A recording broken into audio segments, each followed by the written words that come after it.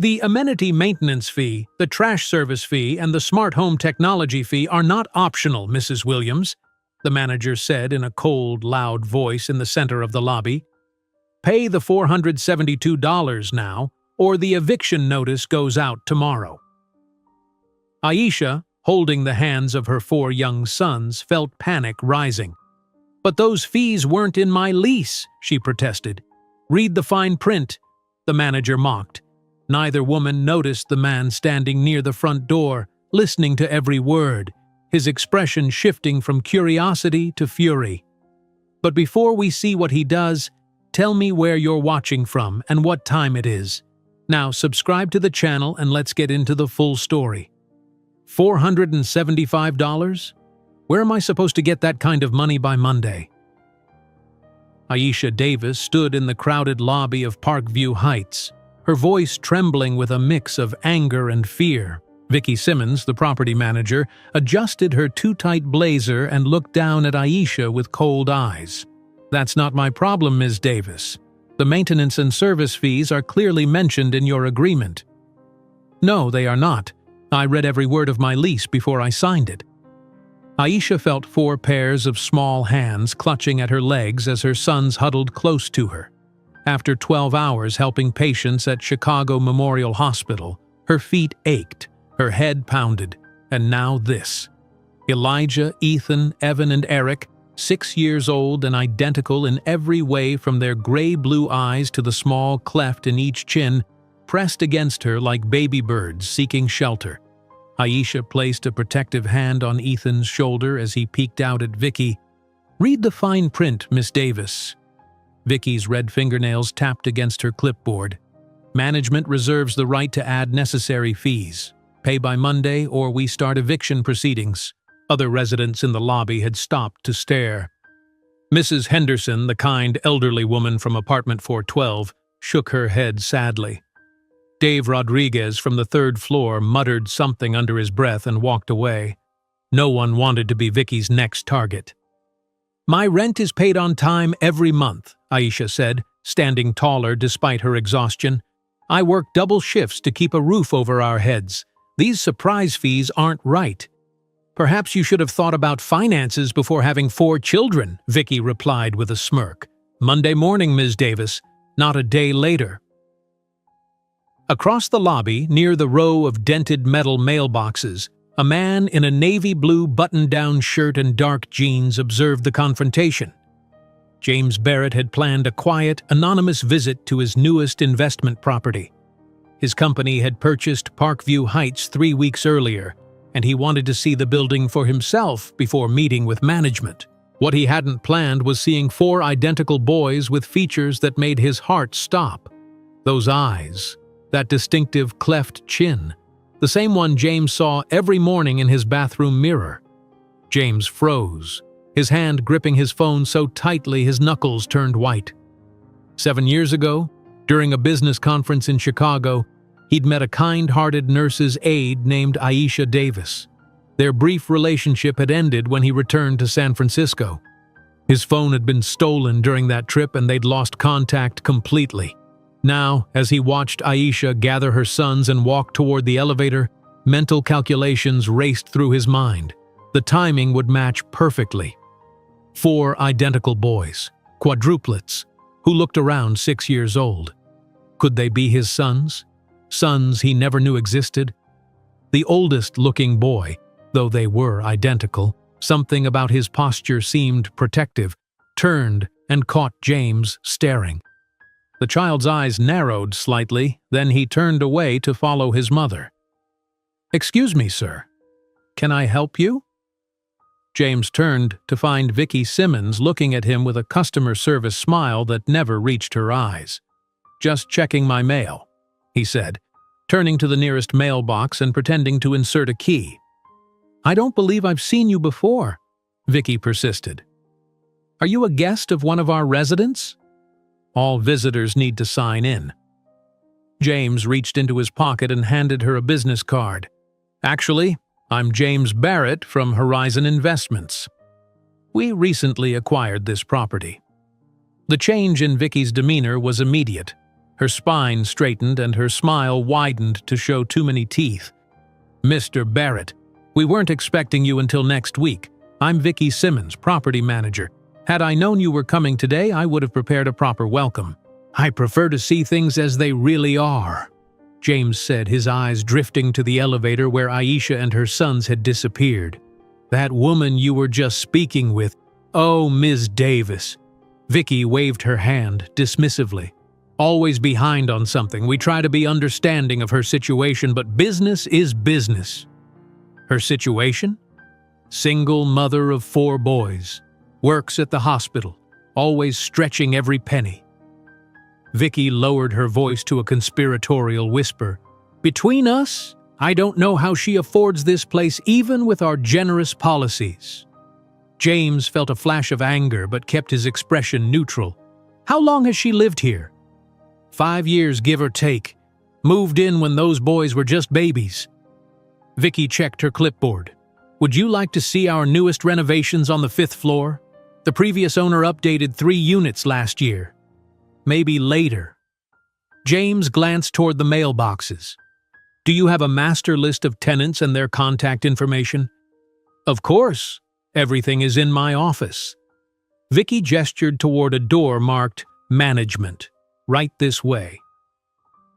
In the cramped office with its outdated computer and stacks of papers, James sat across from Vicky as she pulled up tenant records. He scanned the information on Aisha Davis, apartment 315, 2 bedrooms, moved in 5 years and 2 months ago. 4 dependents listed: Elijah, Ethan, Evan, and Eric Davis. "These maintenance fees you were discussing," James said casually. "Can you show me where they're outlined in the lease agreement?" Vicky's smile faltered. "It's standard practice for buildings in this area. The previous management company implemented the policy 3 years ago." "I'd like to see the specific clause," James insisted. "Of course. Let me just—" Vicky shuffled through a drawer of files, her movements becoming less confident. It might take some time to locate Miss Davis's specific agreement. James stood up. "Email it to me by tomorrow morning, along with a breakdown of all fees charged to tenants in the past 6 months." "Certainly, Mr. Barrett, and I'd like a full financial report on this building's operations, revenue, expenses, maintenance records." James's tone remained pleasant but firm. "My company believes in transparent management." Vicky's smile had completely disappeared. "That might take some time to compile?" "Tomorrow afternoon will be fine." James headed for the door, then paused. "One more thing, Ms. Simmons. How many other tenants received notices about these maintenance fees today?" Vicky hesitated. "Just those who haven't been keeping up with building policies." James nodded and left the office, his mind racing. Outside, he sat in his rental car and pulled up the browser on his phone. He typed, "Chicago Memorial Hospital nursing staff Aisha Davis."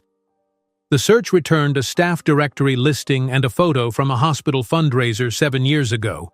In the group picture of hospital staff, he spotted her immediately.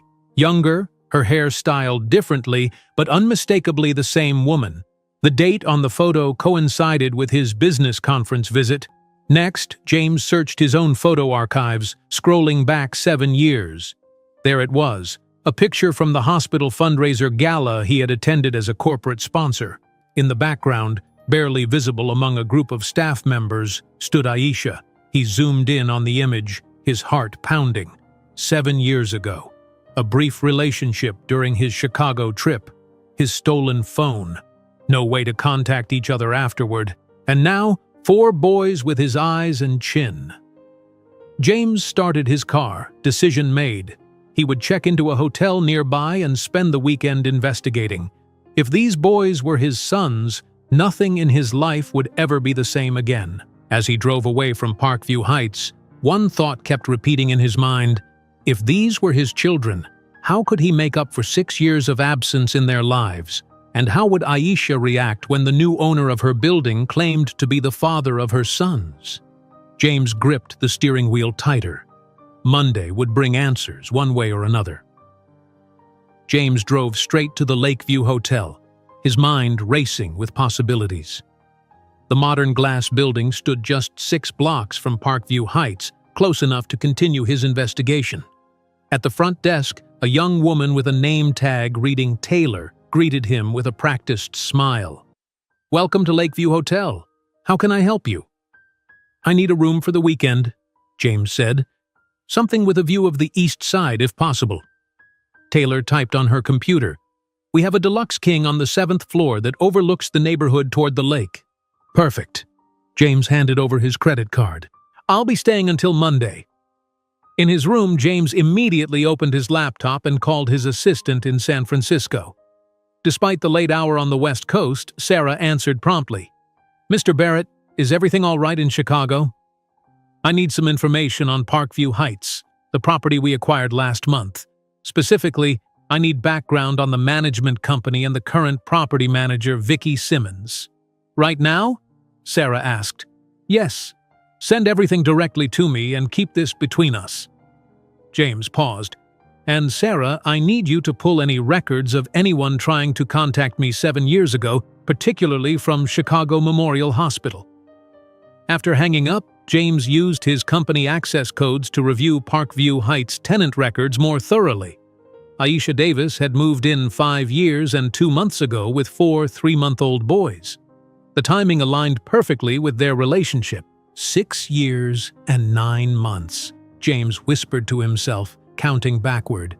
That would be exactly when I was in Chicago for the medical technology conference. By midnight, James had created a timeline on his hotel notepad.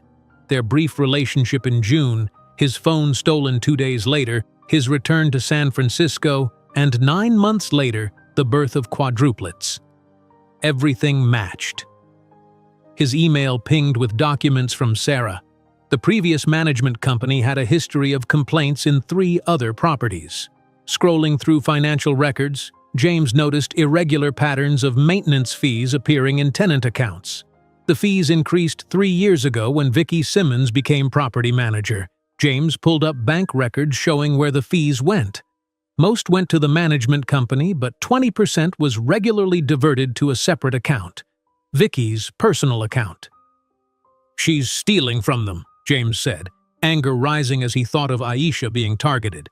Across town in apartment 315 at Parkview Heights, Aisha sat at her small kitchen table staring at her bank account on her phone screen. The balance showed $312.17. Her next paycheck wouldn't arrive for 6 days.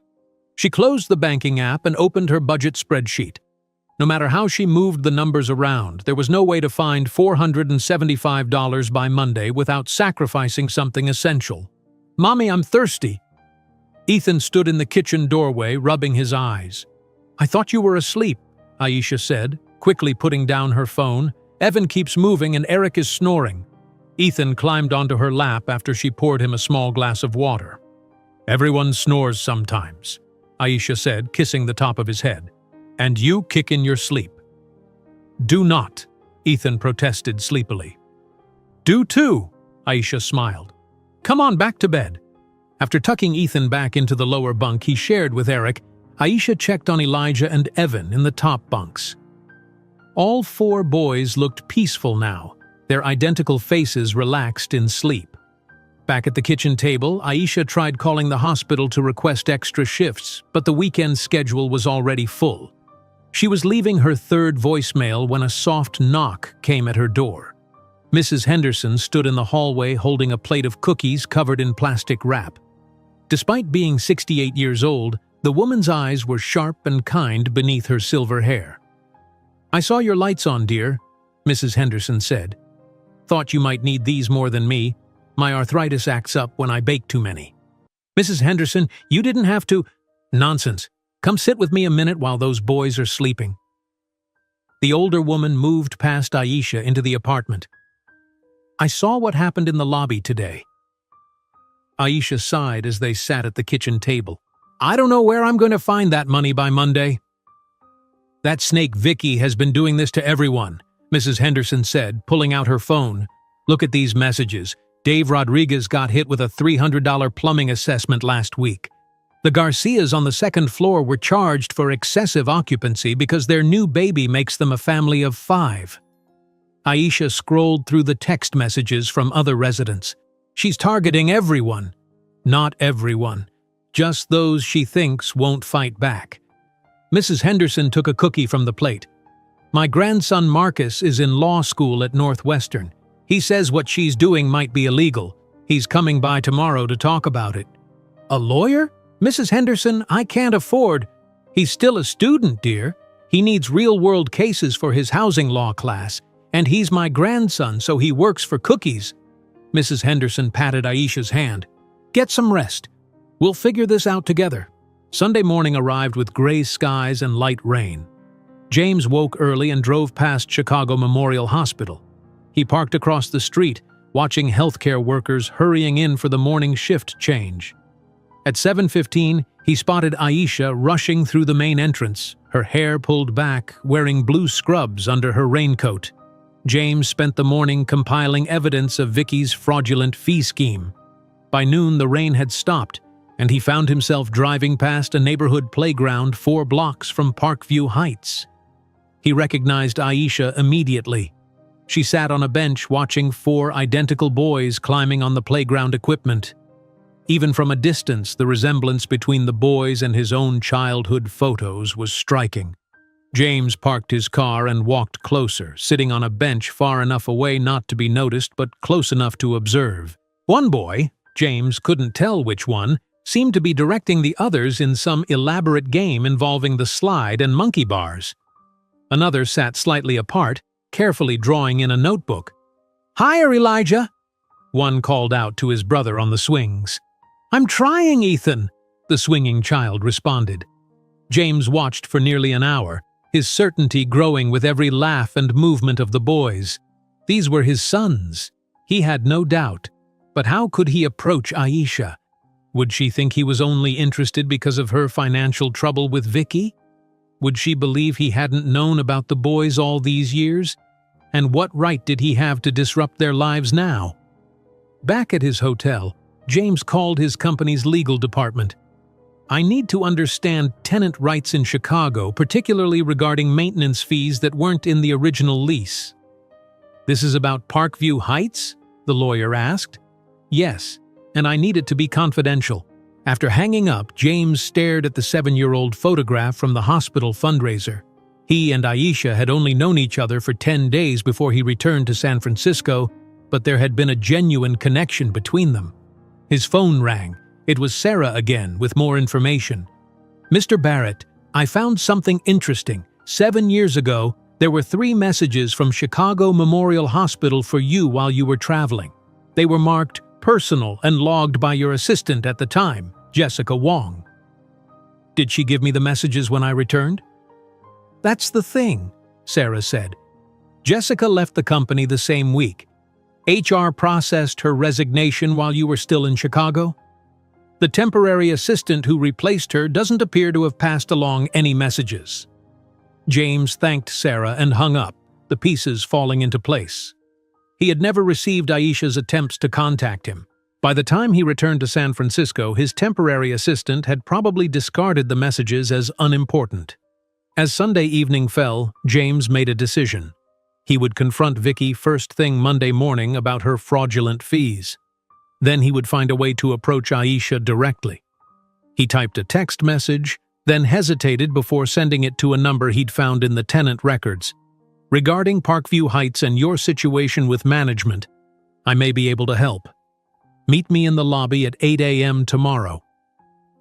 James's finger hovered over the send button. Would Aisha think this was some kind of trap or scam? Should he identify himself? Before he could decide, his phone rang with an incoming call from his office in San Francisco.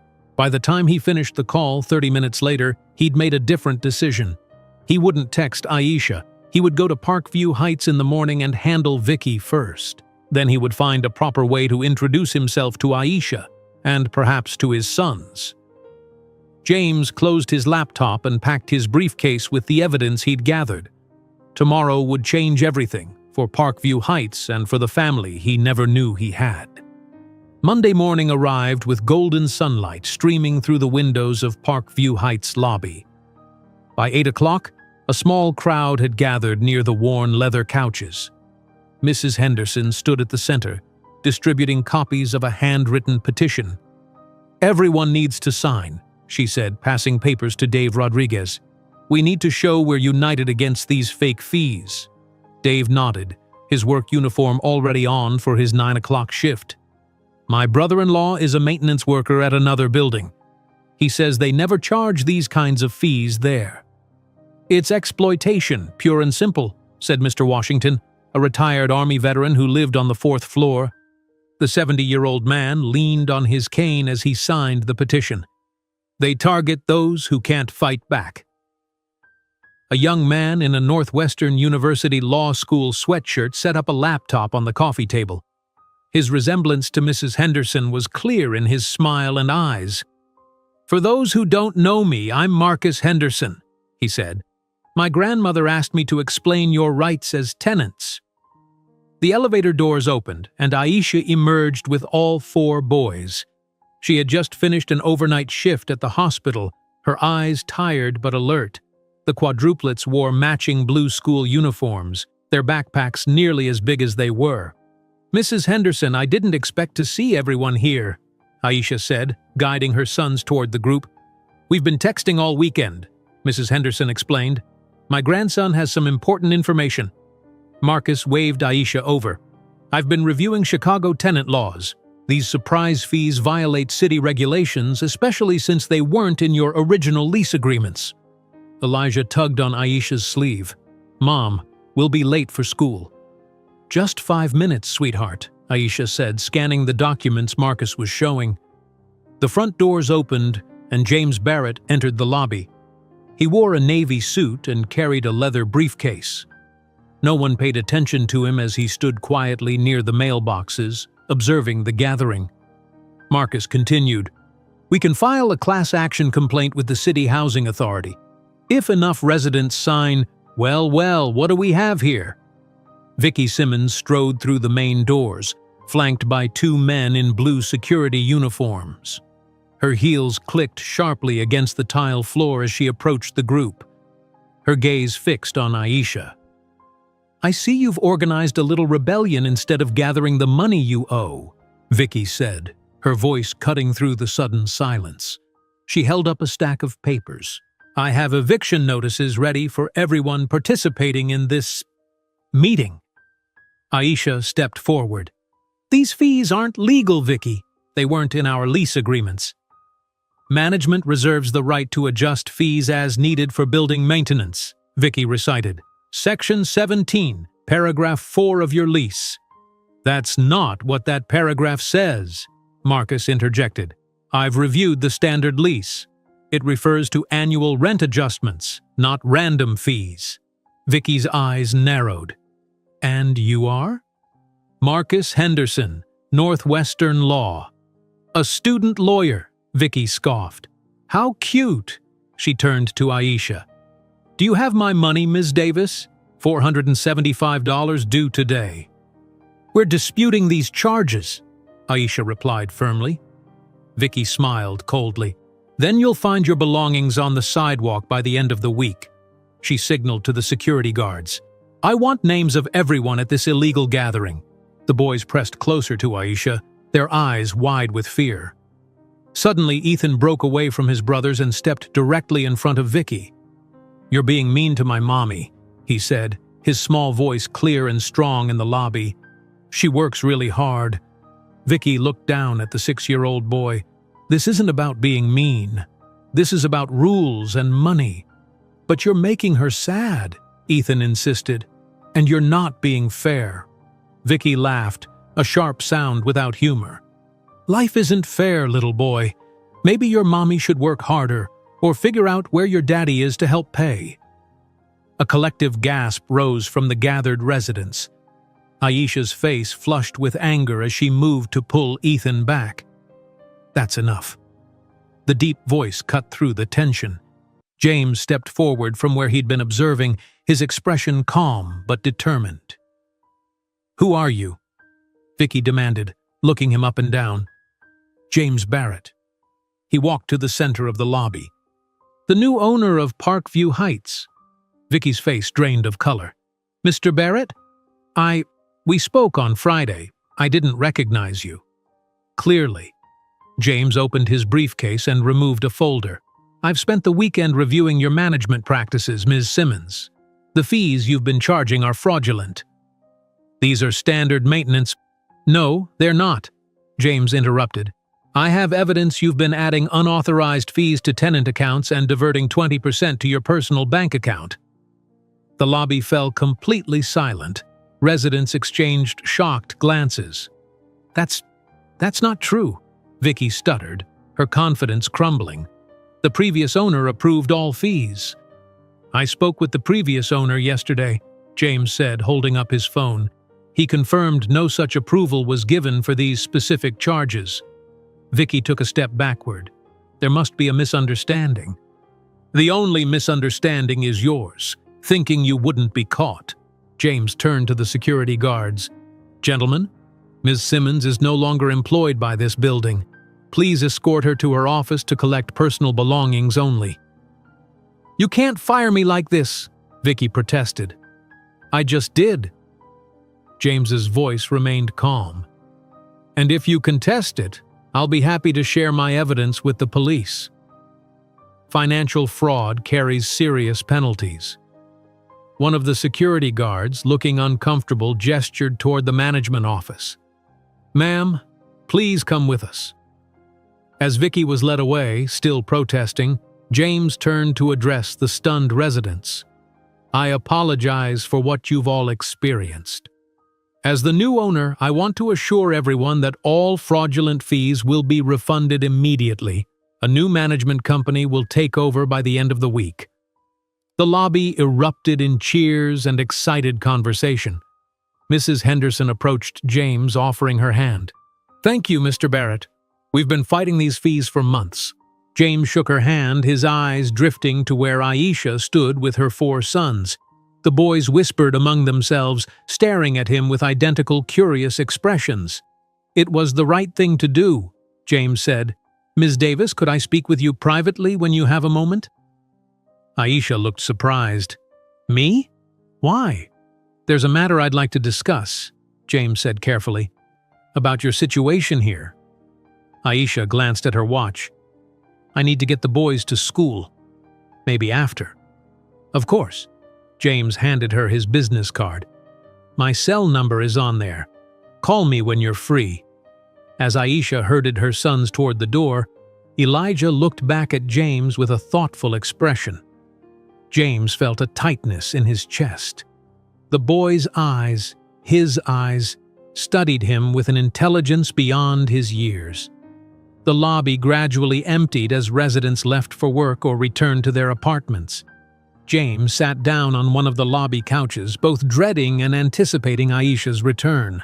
How could he possibly tell her who he was? How could he explain that he believed her sons were his children? His phone rang. It was his assistant, Sarah. Mr. Barrett, your 10 o'clock video conference starts in 15 minutes. Cancel it, James said. Cancel everything today. Something important has come up. 2 hours later, after the boys were safely at school, Aisha returned to Parkview Heights. She found James waiting in the lobby, exactly where she had left him. You wanted to talk to me? She asked, her voice cautious. James stood up, suddenly nervous. Yes, but not here. Could we use the management office for privacy? Aisha followed him to the office Vicky had occupied just hours before. James closed the door and took a deep breath. Ms. Davis. Aisha, there's something I need to tell you, he began. Something that might be difficult to hear. Aisha tensed. Is this about my apartment? Because I've always paid my rent on time, even with Vicky's harassment. It's not about your rent, James said. It's about us. About 7 years ago. Aisha's eyes narrowed, then slowly widened with recognition. Wait, James? From the medical tech conference? James nodded, his heart pounding. We met at Chicago Memorial. You gave me a tour of the hospital. We spent time together for about 10 days. And then you disappeared, Aisha said, her voice barely audible. You never returned my calls. My phone was stolen the day before I left Chicago, James explained. I never knew you were trying to reach me. I never knew about... He paused, unsure how to continue. About what? Aisha asked, though her expression suggested she already knew what he was going to say. About the boys, James finally said. Aisha, I think your sons might be my sons too. Aisha stared at James, her hands gripping the edge of the desk between them. The silence in the small office felt heavy. Her mind raced through memories of 7 years ago, their conversations at the hospital, dinners together, plans to stay in touch. Then his sudden disappearance. That's impossible, she finally said, her voice barely above a whisper. James pulled out his phone and opened his photos. Look at this picture from the hospital fundraiser. It was right before my phone was stolen. Aisha glanced at the photo, a younger version of herself and James standing near a banner for Chicago Memorial Hospital's technology fundraiser. I remember that night, she said slowly. You promised to call when you got back to San Francisco. I wanted to, James said, leaning forward, but I lost your number when my phone was stolen. I tried the hospital front desk, but they wouldn't give out employee contact information. Aisha looked up at him, her expression hardening. I called your company 4 times. I even wrote letters. I never received them, James said.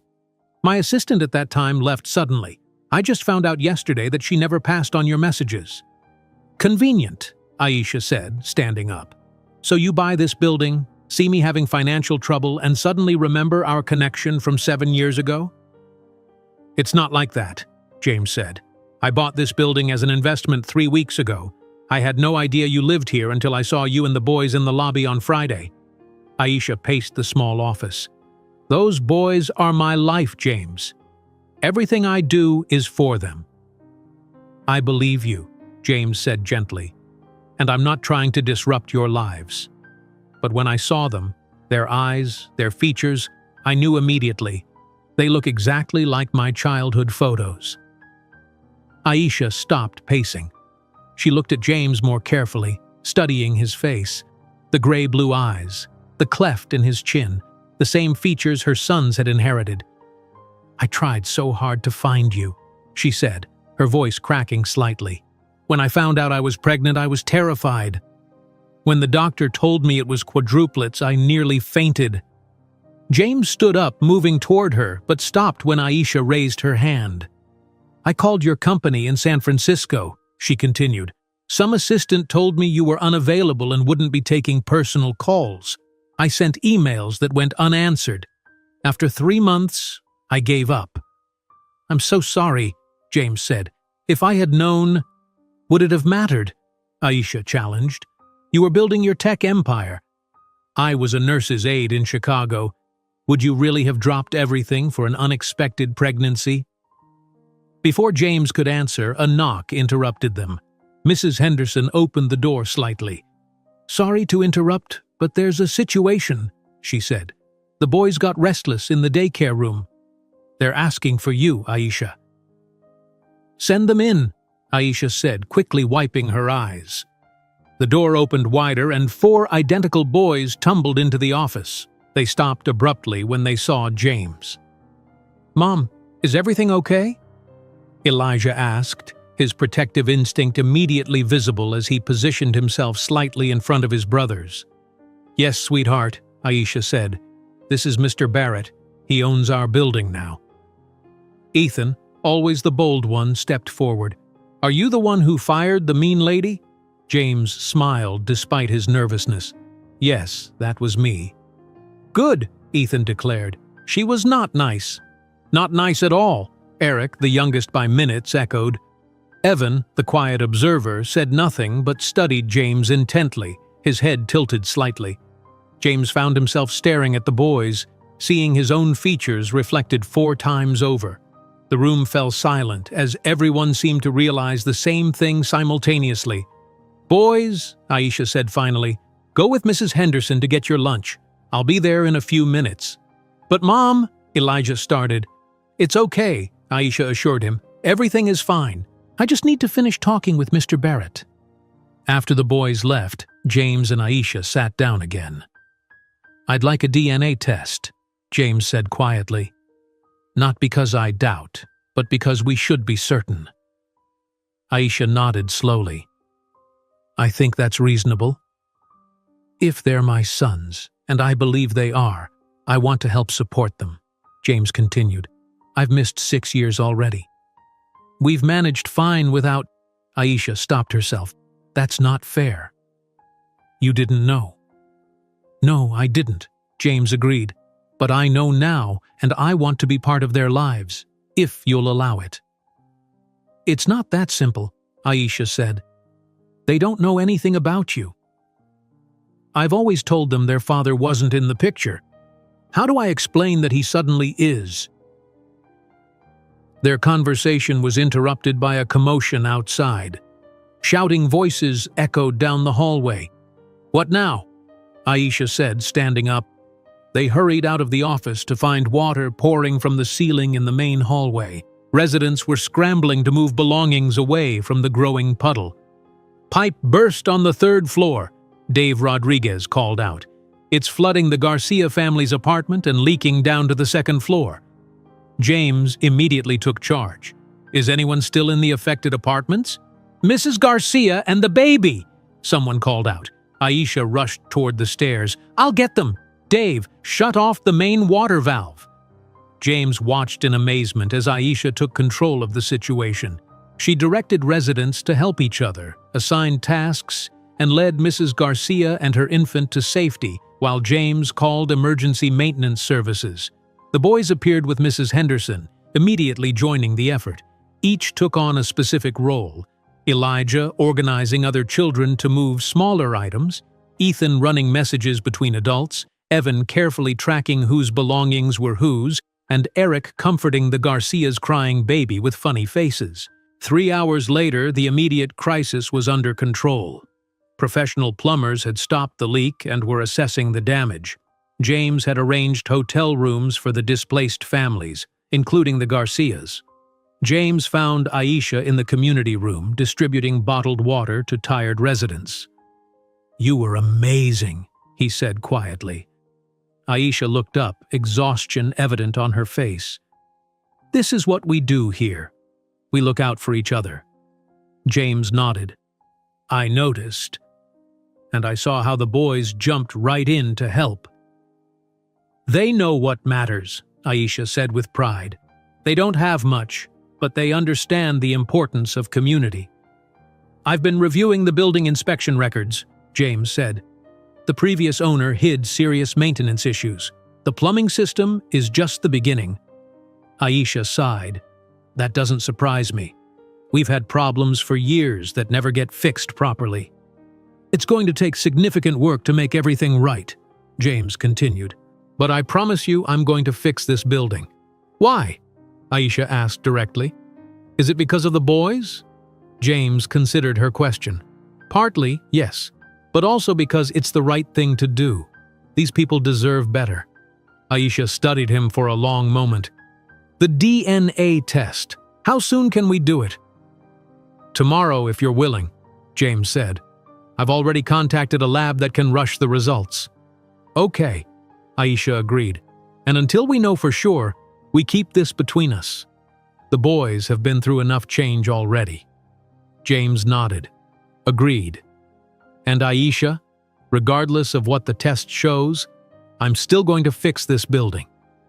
Later that evening, after helping the displaced families get settled in their temporary accommodations, James sat in his car outside Parkview Heights. He watched as Aisha led her sons, possibly his sons, into the building after dinner at Mrs. Henderson's apartment. His phone rang. The caller ID showed his San Francisco office. "Barrett," he answered. "James, where have you been?" Ryan, his business partner, sounded annoyed. "The board meeting started 30 minutes ago. Everyone's waiting." "I'm still in Chicago," James said. "Something important came up with the Parkview Heights property." Important enough to miss the quarterly board meeting? What's going on?" James watched as the lights came on in a third-floor window, Aisha's apartment. "I can't explain right now," he said. "Tell the board I'll call in tomorrow." "This isn't like you, James. Is everything okay?" "I don't know yet," James answered honestly. "I'll know more tomorrow." After hanging up, James made a decision. He called his assistant. "Sarah, I need you to clear my schedule for the rest of the week and find me a permanent place to stay in Chicago. I'm going to be here longer than planned." As James drove back to his hotel, his mind filled with images of 4 identical boys with his eyes. Tomorrow would bring confirmation of what he already knew in his heart. Those were his sons. The question now was whether he could become the father they deserved after 6 years of absence. His phone chimed with a text message from Aisha. "DNA testing center, 9 a.m. tomorrow. The boys will be at school. We can talk more afterward." James typed his reply. "I'll be there. Thank you, Aisha." He sent the message and drove on, wondering how his life had changed so completely in just 3 days. The medical office was quiet except for the rhythmic ticking of a wall clock. James and Aisha sat in cushioned chairs across from Dr. Melissa Chen, who studied the tablet in her hands. It had been 3 days since their DNA samples were collected, and now the moment of truth had arrived. "The results are conclusive," Dr. Chen said, looking up. "The probability of paternity is 99.9%. Mr. Barrett, you are the biological father of all 4 boys." Though both had expected this outcome, hearing the confirmation sent a wave of emotions through the room. James closed his eyes briefly, absorbing the reality. Aisha's hands tightened around her purse strap. "Thank you, doctor," James said quietly. Outside, they walked to a small coffee shop 2 blocks from the medical center. Neither spoke until they were seated in a corner table with steaming cups in front of them. "So," Aisha said finally, "now we know." James nodded. "I have sons. 4 of them." His voice contained wonder and regret in equal measure. 6 years. I've missed 6 years of their lives." Aisha reached into her bag and pulled out a worn photo album. "Maybe this will help," she said, sliding it across the table. "I've kept everything." James opened the album with careful hands. The first page showed Aisha in a hospital bed, looking exhausted but smiling, surrounded by 4 tiny infants in clear plastic bassinets. "They were born 5 weeks early," Aisha explained. They each weighed about 4 pounds. Evan was the smallest at 3 pounds, 14 ounces. James turned the pages slowly.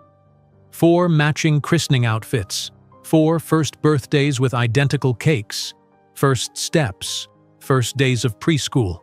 Each photo documented milestones he had missed. "They were in the NICU for 3 weeks, Aisha continued.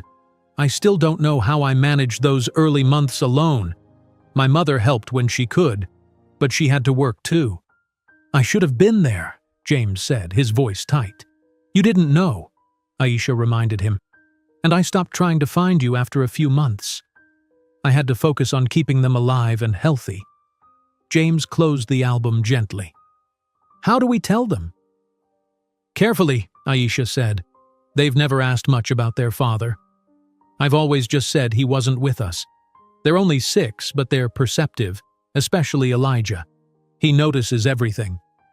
"I want to be part of their lives," James said firmly. "Not just financially, but really present. If you'll allow it."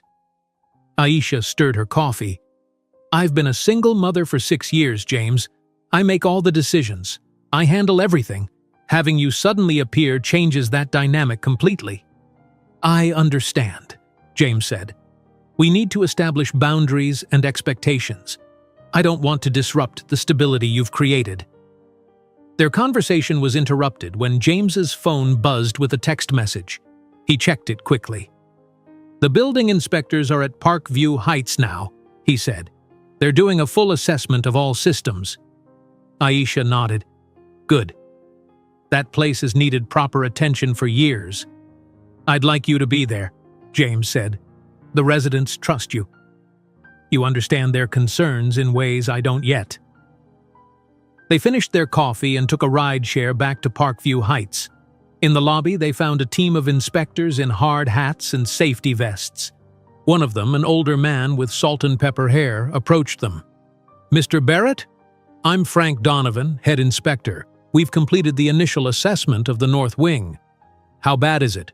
James asked. Frank glanced at his clipboard. "Bad.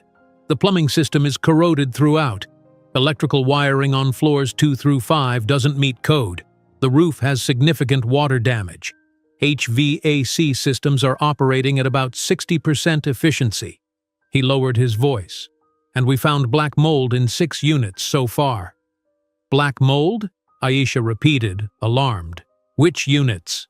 212, 215, 217, 321, 410, and 418, Frank read. "The Garcia family is in 217, Aisha said. "They have a newborn and a child with asthma." James's expression hardened. "We need to relocate those families immediately." "Frank, what's the timeline for repairs?" 3 to 4 months minimum for the critical systems," Frank replied. "And that's with crews working 7 days a week." "Do it," James said. "Whatever it costs. I want the best contractors starting tomorrow."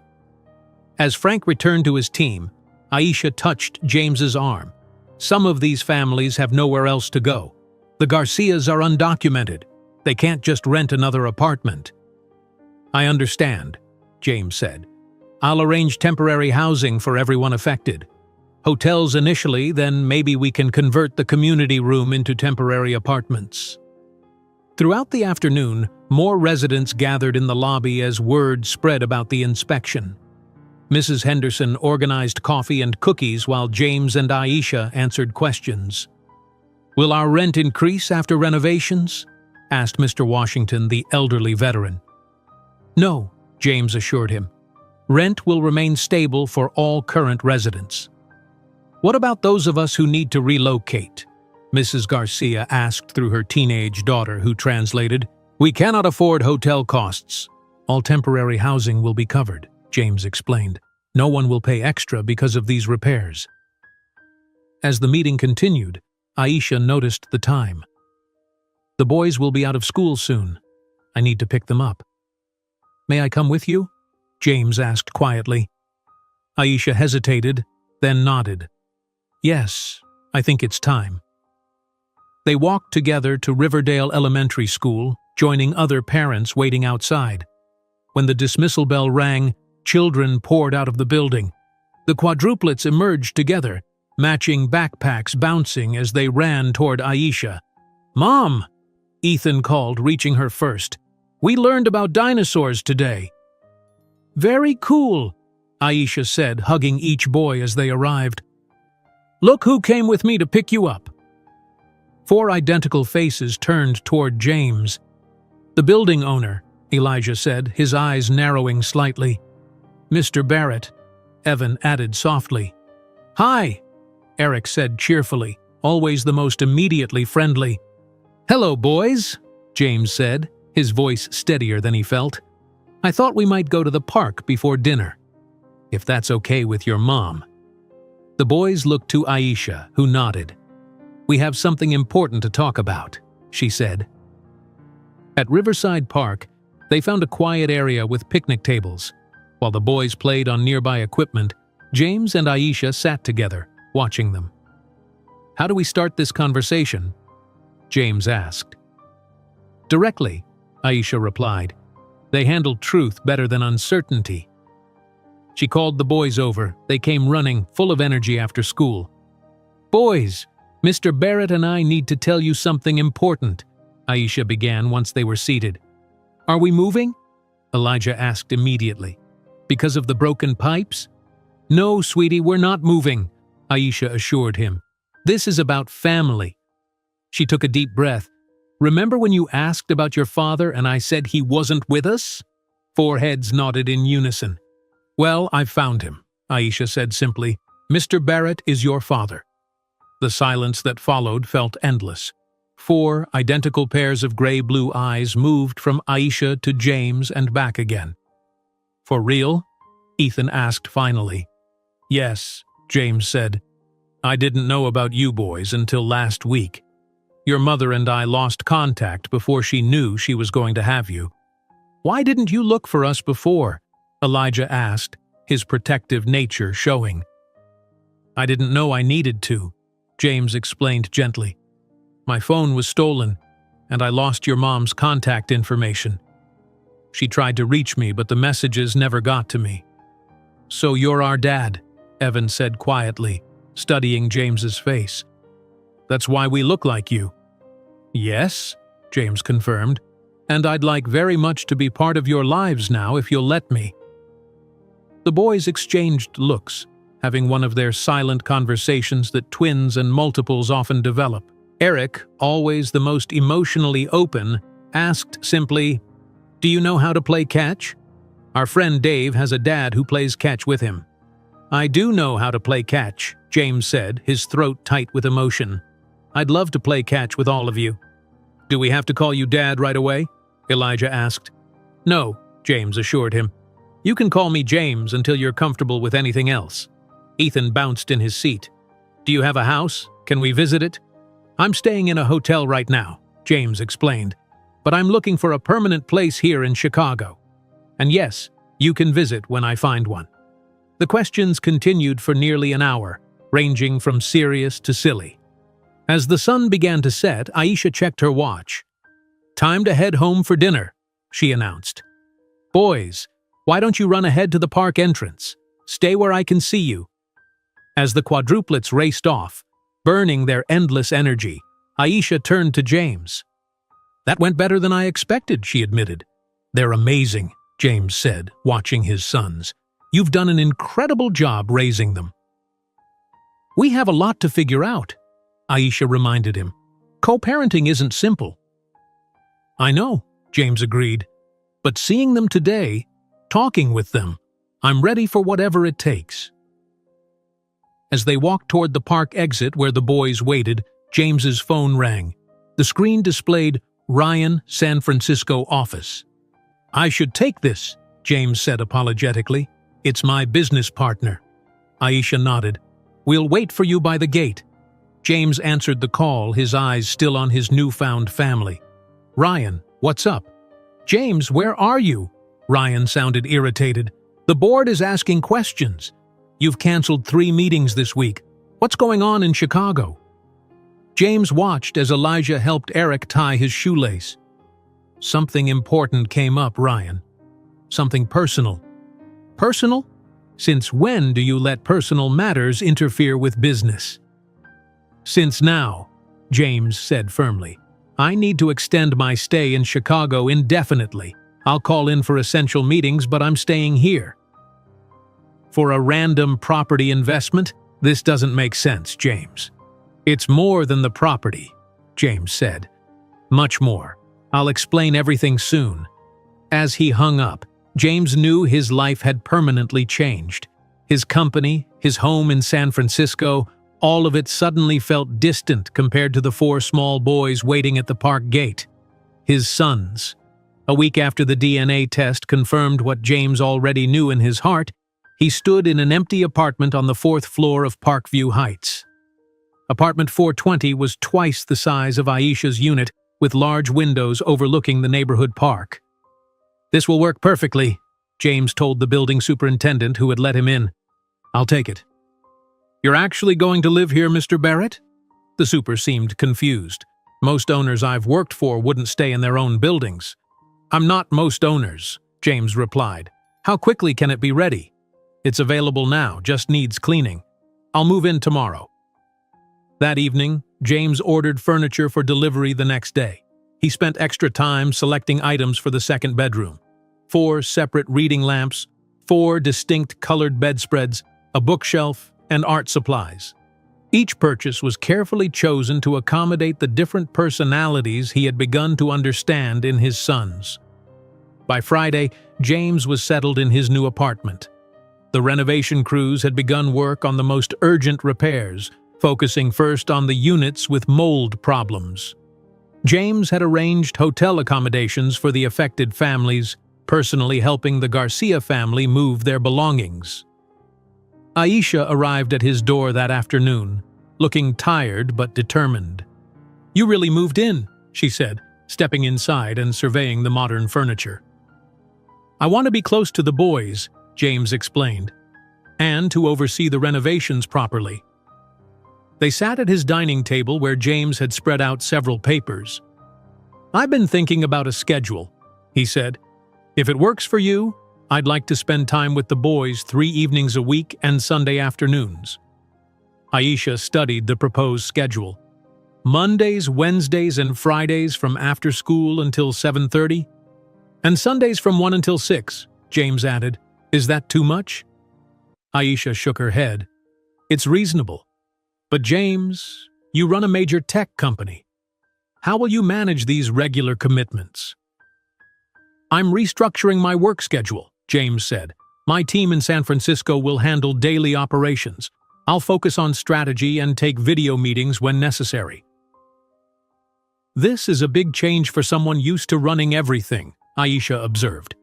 "My priorities have changed," James said simply. They finalized the schedule, and Aisha agreed to bring the boys to see James's apartment the next day. "I've set up a space for them in the second bedroom," James said. "I want them to feel comfortable here." When Aisha brought the quadruplets on Saturday morning, their reactions to James's apartment varied dramatically. Ethan immediately ran through every room, exploring excitedly. Eric smiled widely when James showed them the second bedroom. Evan walked quietly around, taking everything in with careful observation. Elijah stood back, his arms crossed, watching his brother's reactions. "This is your space when you visit," James explained, showing them the bedroom he had prepared. Each boy had a designated corner with a desk and storage space in their favorite color: blue for Elijah, red for Ethan, green for Evan, and yellow for Eric. "You remembered our colors," Eric said, touching the yellow bedspread. "Of course," James replied. "I pay attention to important things." Elijah finally spoke. "How long will you stay in Chicago?" The directness of the question made both Aisha and James look at him. "Permanently," James answered honestly. "My company has offices all over the world. I'm opening a larger Chicago office and will work from here now." "Because of us?" Elijah pressed. "Yes," James said. "Because of you four." Elijah nodded, but said nothing more. Over the next 2 weeks, a routine began to develop. James would pick up the boys from school on his designated days, help with homework, and engage in activities they enjoyed. Ethan loved building things, so James brought engineering kits. Evan preferred drawing, so art supplies were always available. Eric enjoyed reading together, while Elijah gradually opened up during chess games. On Wednesday afternoon, as James helped the boys with a science project in his apartment, the doorbell rang. He opened it to find a tall man with perfectly styled hair and an expensive suit. "Ryan." James was surprised to see his business partner. "What are you doing here?" Ryan Peters glanced past James, spotting the 4 identical boys at the dining table. "Surprise visit," Ryan said. "The board is concerned about your extended absence. I came to see what was so important that our CEO is living in." He looked around the apartment. "These accommodations." "Boys, continue working on your project," James said calmly. "I need to speak with my colleague." James led Ryan to the kitchen area, keeping his voice low. "You should have called first," James said. "I did." 6 times last week," Ryan replied. "Your assistant said you were busy with Parkview Heights matters. I had to see for myself what was happening." He glanced toward the boys again. "Those children are my sons," James finished. "I recently discovered I'm their father." Ryan's eyes widened. "All 4? How is that possible?" James gave him the shortened version of the story. When he finished, Ryan shook his head. "This explains your behavior, but it creates serious issues, James. The board needs to know. Our shareholders—" "The board will be informed properly," James interrupted, "but my family is not a corporate emergency." 4 surprise children and moving cross-country isn't something you can keep private, Ryan argued. The press will find out. Our stock could be affected. My personal life is not a business liability, James said firmly. After Ryan left, with plans to meet for dinner later, James returned to the boys. Was that man angry? Evan asked quietly. No, just surprised, James assured him. Sometimes adults have disagreements about work. That evening, after returning the boys to Aisha, James met Ryan at an upscale restaurant downtown. Ryan had already ordered an expensive bottle of wine. You've lost your mind, Ryan said once they were seated. Living in a rental building in a working-class neighborhood? Abandoning your responsibilities in San Francisco? This isn't you, James. It is now, James replied. And I haven't abandoned anything. I'm still running the company. From a distance, while playing house with a woman you barely know and 4 kids who appeared out of nowhere. James's expression hardened. Those are my sons, Ryan, and Aisha has done an incredible job raising them alone. Ryan sighed. I'm trying to understand, but this feels like a midlife crisis. At least tell me you've verified paternity with actual tests. Of course, James said coldly. 99.9% match. As they finished dinner, Ryan seemed to soften slightly.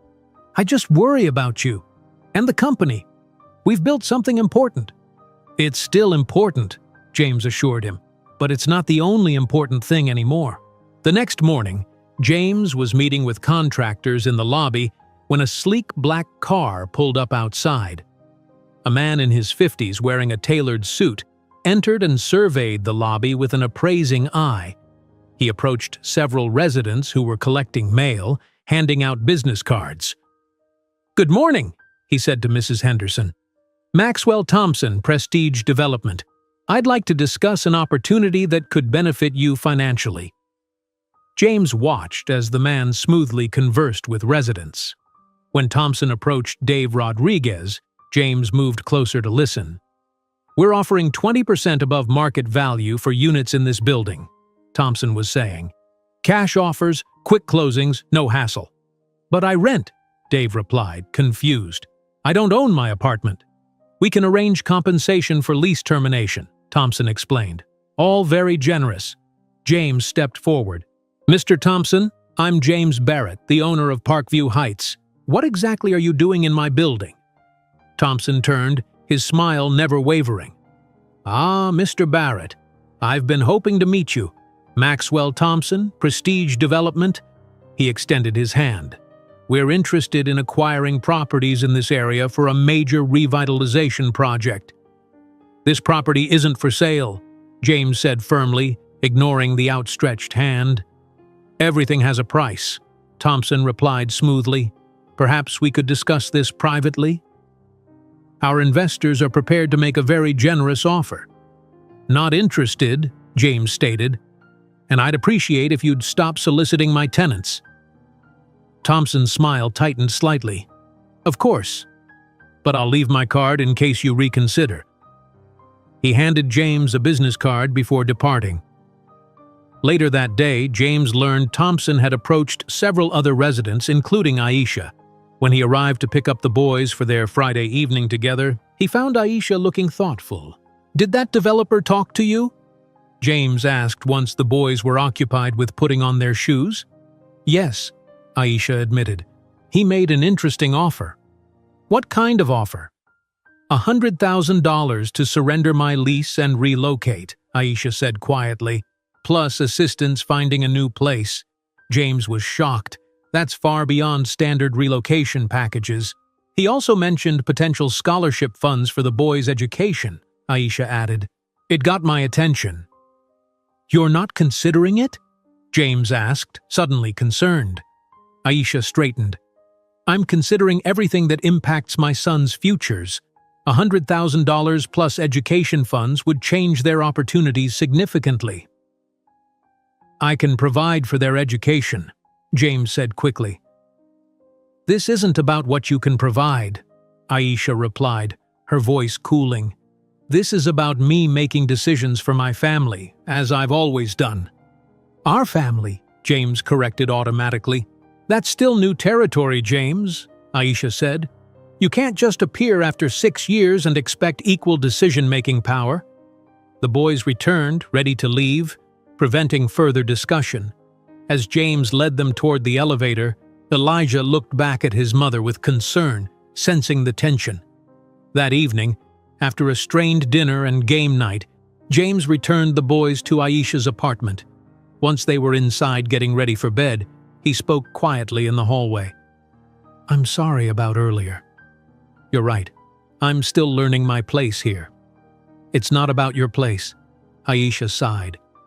"It's about respecting that I've been the only parent making difficult decisions for 6 years. I need to consider all options for their future." "I understand," James said, "but please don't make any decisions about Thompson's offer yet. I need to look into his company and this development plan." Aisha nodded. "Fair enough." The following day, James discovered that Thompson had approached nearly every resident in the building with increasingly generous offers. The community room buzzed with excited conversations about potential windfalls. Mrs. Henderson found James in the lobby, concern on her face. "This Thompson fellow is turning neighbors against each other. Some want to take the money and go, others want to stay. It's creating divisions." "I'll handle it," James promised. That afternoon, he called a community meeting to address the situation. As residents gathered, James noticed Thompson himself standing quietly in the back, observing with a satisfied smile. "Parkview Heights will remain affordable housing," James announced firmly. "I'm not selling to developers, and I'm establishing a non-profit foundation to ensure this building serves this community long-term." Thompson's smile faded as James continued outlining his vision for the renovated building. After the meeting, Thompson approached James directly. "You're making a mistake," he said quietly. "This neighborhood is changing. Development is inevitable." "Not here," James replied. "Not with this building." Thompson's pleasant mask slipped slightly. "Everyone has their price, Mr. Barrett. Even billionaires like yourself." He glanced toward where Aisha stood with the boys. "Or perhaps especially those with new family considerations." The implied threat in Thompson's tone made James's jaw tighten. "Are you investigating me, Mr. Thompson?" "Just doing my due diligence," Thompson smiled. "It's interesting how quickly you relocated to Chicago. One might wonder why." As Thompson walked away, James realized this wasn't just about real estate. Something else was happening, something that felt personally targeted. James watched Thompson walk away, a feeling of unease growing in his stomach. That night, he called his head of security in San Francisco. "Mike, I need you to run a thorough background check on Maxwell Thompson of Prestige Development. Find out who he really works for and what his interest is in Parkview Heights."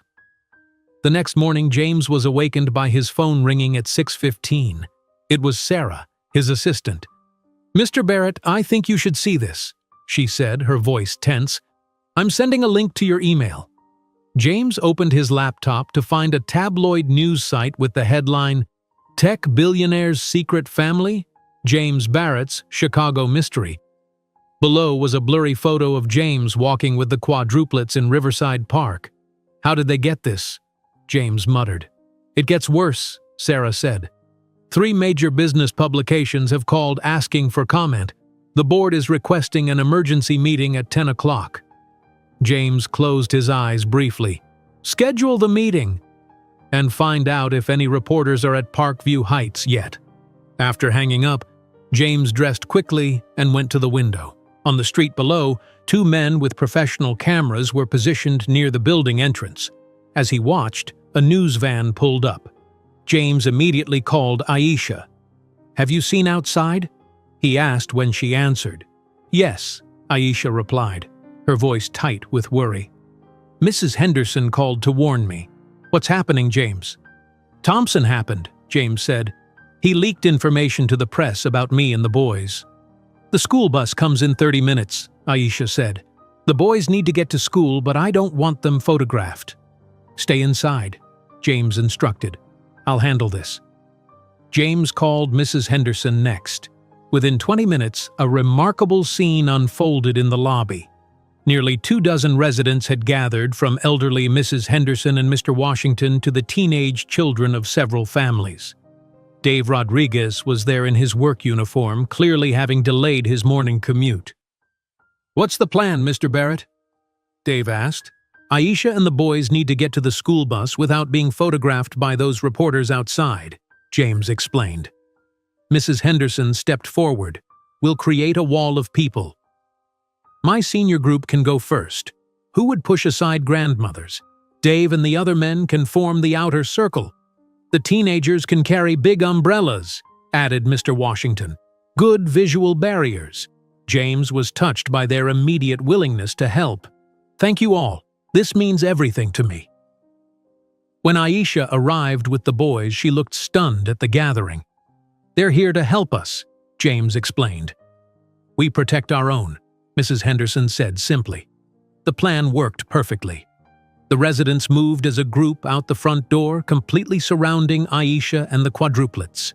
The photographers tried to maneuver for shots but couldn't get past the wall of neighbors.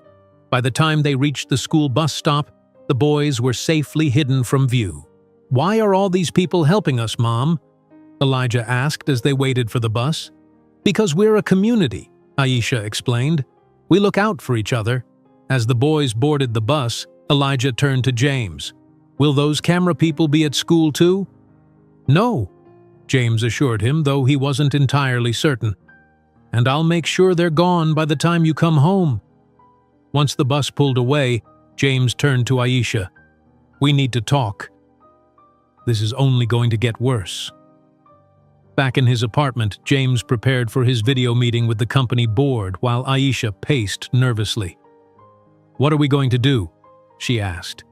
"I don't want the boys to become some media circus attraction." "We need to control the story," James said. "Right now, it's being framed as some scandalous secret. We need to present the truth on our terms." "A press statement?" "More personal than that," James replied. "One exclusive interview with a respected journalist, someone who will present the facts fairly." James's laptop chimed, indicating his board meeting was about to begin. "I have to take this. Can you stay?" Aisha nodded and moved to sit out of camera range while James connected to the video call. 8 serious faces appeared on screen. Ryan Peters spoke first. "James, what the hell is going on? The press is calling this your secret family. Our stock dropped 3 points this morning." "It's not a secret family," James responded calmly. "As I told Ryan last week, I recently discovered I'm the father of quadruplet boys. Their mother and I had a brief relationship 7 years ago and lost contact before she knew she was pregnant." "Why weren't we informed?" demanded Eleanor Chen, the board chairwoman. "Because I was still processing the information myself," James explained. "I was planning to brief you all properly next week." "This looks terrible," said Michael Dawson, another board member. "Like you've been hiding children for years."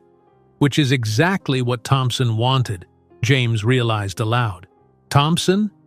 Eleanor asked. "Who is Thompson?" James quickly explained about Maxwell Thompson and his attempts to buy Parkview Heights. "This isn't random timing. He's using my personal situation to create pressure. Regardless of how it happened, we need to address it immediately," Eleanor stated. "Our PR team recommends a full disclosure strategy." "I agree," James said. "I'm arranging an exclusive interview today." After the board meeting ended, James's phone rang. It was Mike from security. "I've got information on Thompson," Mike said. "He's not just a developer. He works as an acquisition specialist for Barrier Tech." "Barrier Tech?" James repeated, stunned. "Our biggest competitor?" "Yes. They've been trying to undermine your company for years.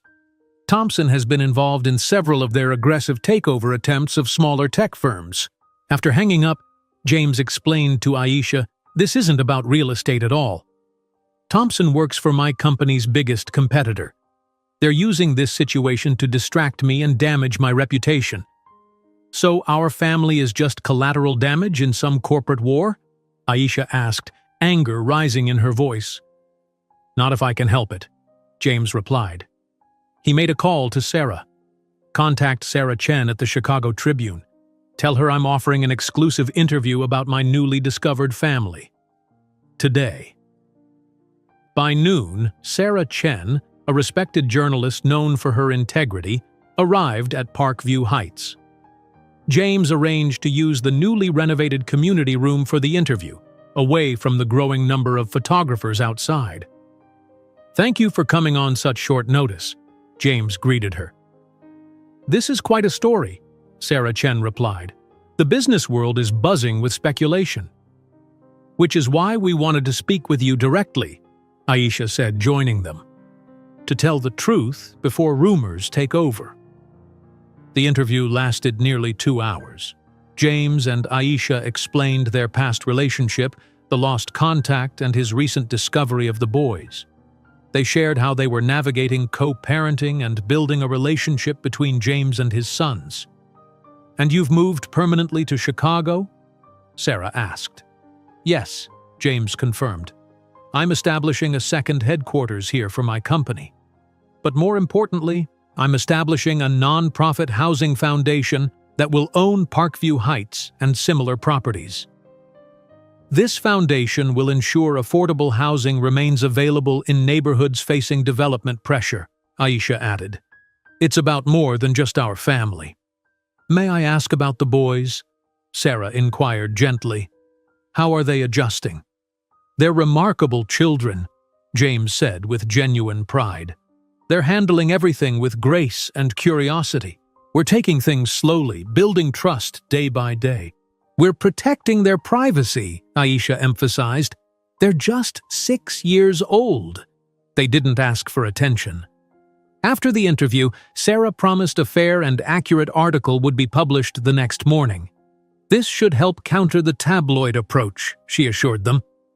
As Sarah was leaving, James received an urgent call from Frank Donovan, the building inspector.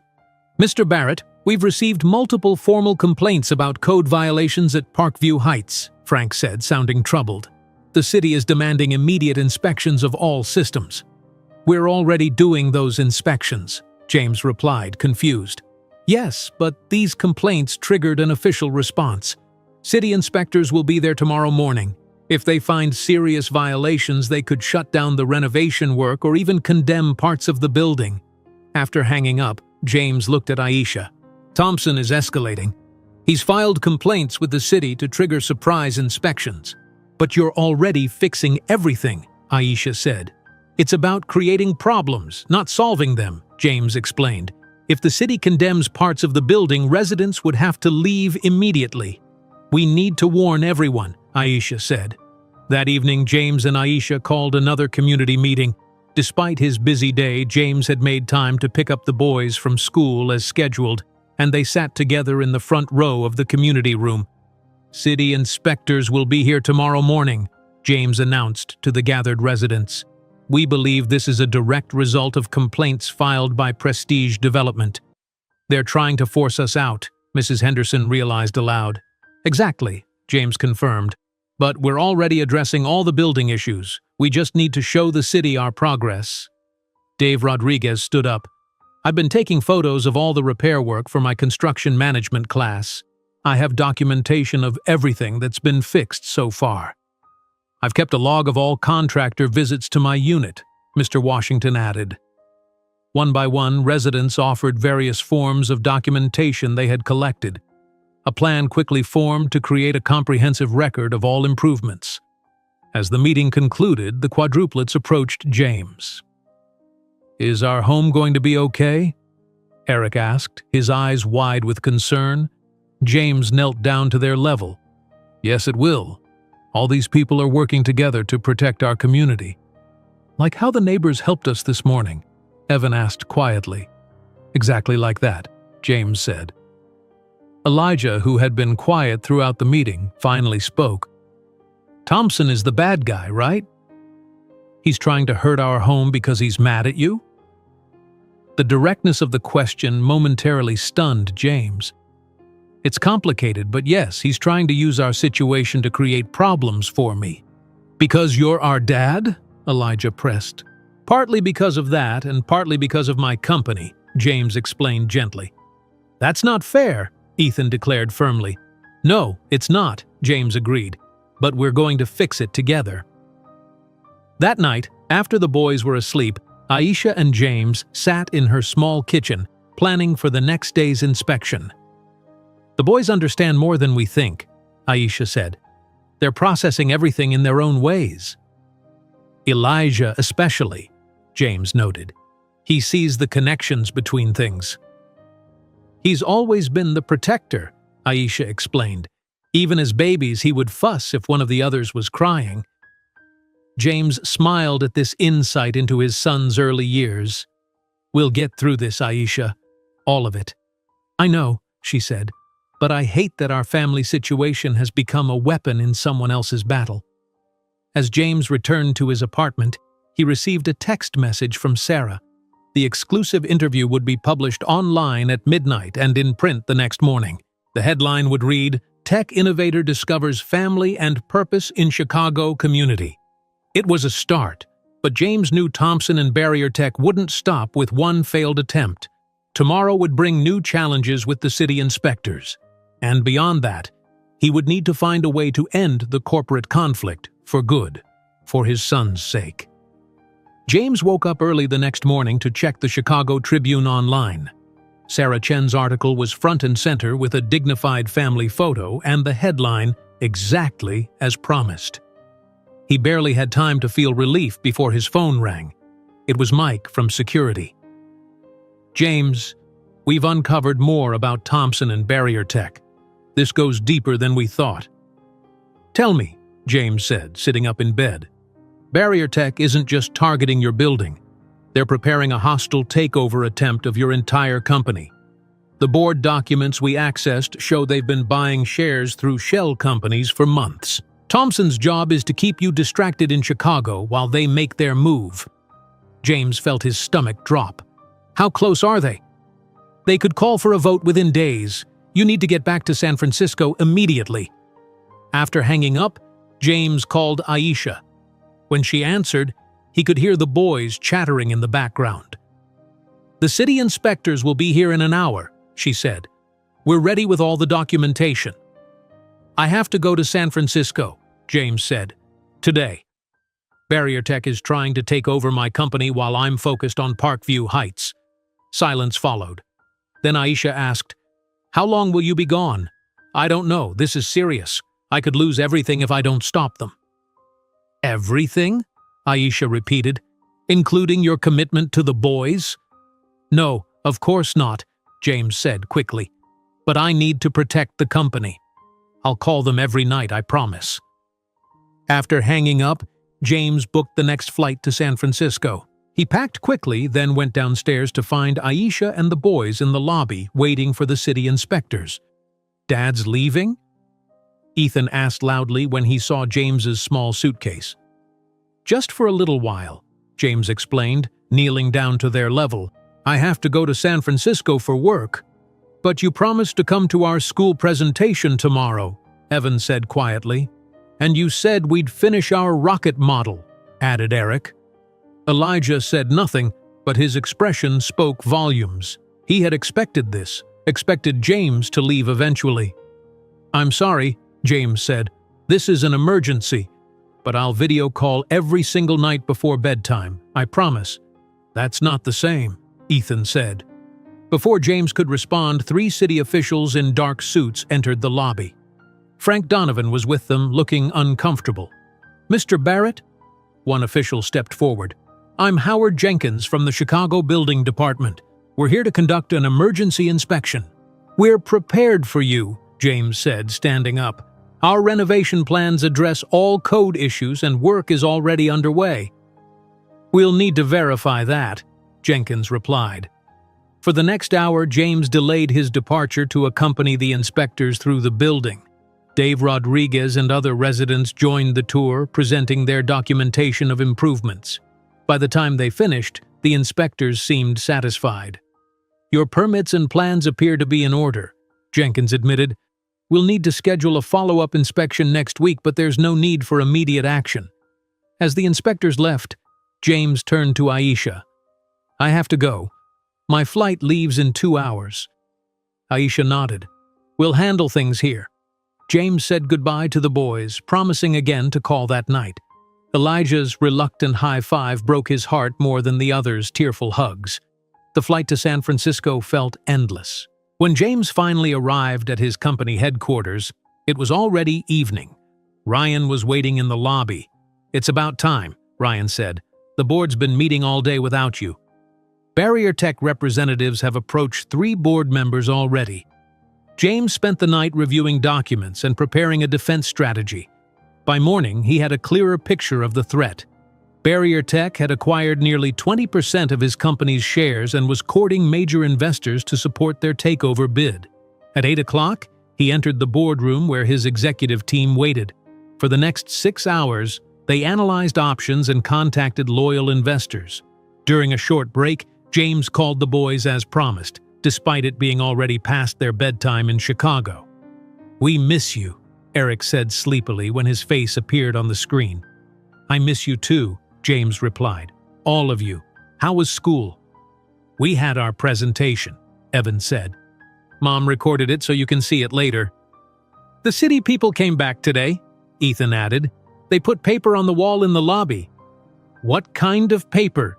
James asked, suddenly alert. "Orange paper," Ethan said. Mom looked upset. After saying goodnight, James immediately called Aisha. "What's happening there?" Ethan mentioned orange papers. Aisha sighed. "Cease and desist orders for the renovation. Different inspectors came today, not the same ones from yesterday. They're claiming the permits aren't adequate for the scope of work." "That's impossible," James protested. "We have all the proper permits." "These inspectors seemed to know exactly what they were looking for," Aisha said.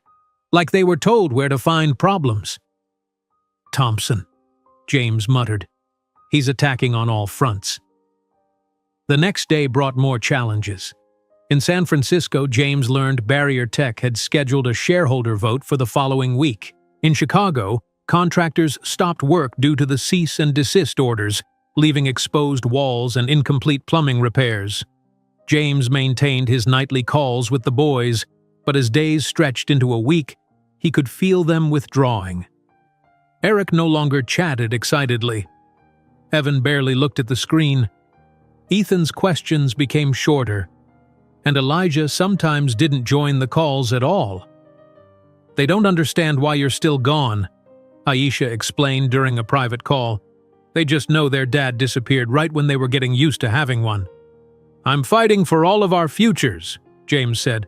"They're 6 years old," Aisha replied. "The future is tomorrow's breakfast. They need you now." Meanwhile, tensions grew at Parkview Heights. Thompson began attending tenant meetings, suggesting that James had abandoned both the building and his family commitments. "He clearly has other priorities," Thompson told concerned residents. "Once this corporate battle ends, do you really think he'll return to this building, or will he sell it to the highest bidder?" Some residents began to doubt.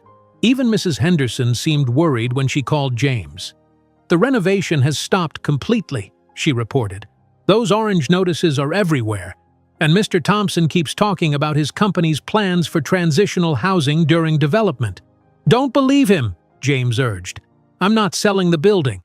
"Then when are you coming back?" Mrs. Henderson asked. "The boys need their father and we need answers." 10 days after James left for San Francisco, Aisha organized a community press conference on the steps of Parkview Heights. Local news stations covered the event as residents spoke about the importance of preserving affordable housing. "Parkview Heights isn't just a building," Aisha told reporters. "It's a community of families who support each other. We deserve safe, affordable housing without the threat of developers forcing us out." The press conference generated positive coverage, temporarily halting Thompson's momentum, but the cease and desist orders remained in place and residents grew increasingly frustrated. In San Francisco, James worked tirelessly to counter Barrier Tech's takeover attempt.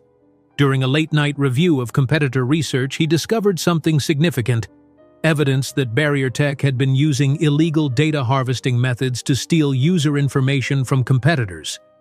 "This is it," James told his legal team. "We can bring this to federal regulators. It won't just stop the takeover. It could result in serious penalties for Barrier Tech."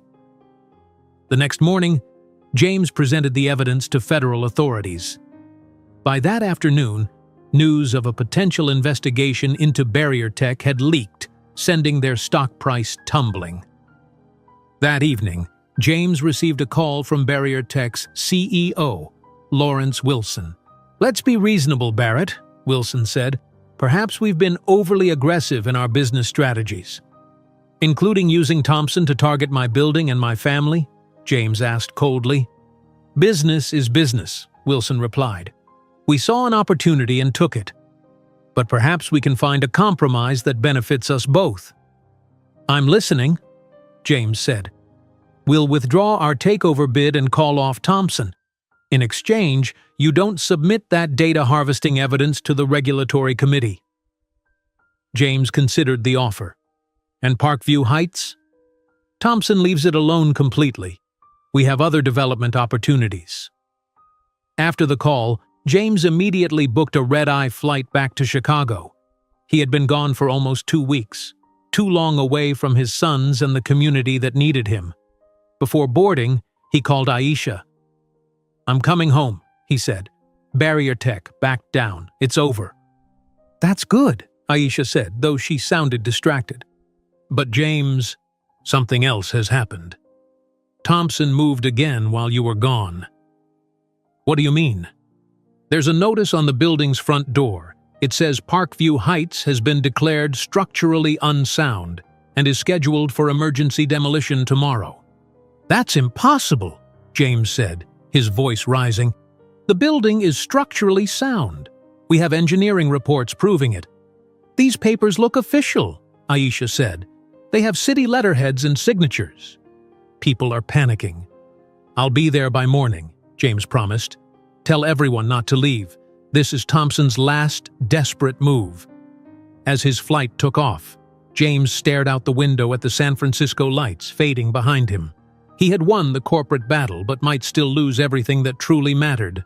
Thompson had used his absence to create a false crisis that could destroy Parkview Heights before James could stop it. The plane couldn't fly fast enough toward Chicago and the family waiting for him there. James's plane landed at Chicago O'Hare Airport at 5:45 in the morning. He rushed through the terminal with only his carry-on bag, not wasting a second waiting for checked luggage.